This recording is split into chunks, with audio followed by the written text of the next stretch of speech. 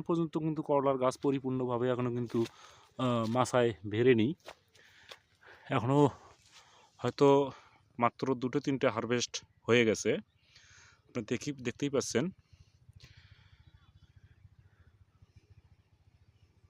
করলা কীরকম ধরে আপনারা দেখবেন। আমি যদি এই সাইডে দেখাই, আপনারা দেখতেই পাচ্ছেন গাঢ় সবুজ কালার। এই মানের করলাটা কিন্তু মার্কেটে সবচেয়ে বেশি চাহিদা,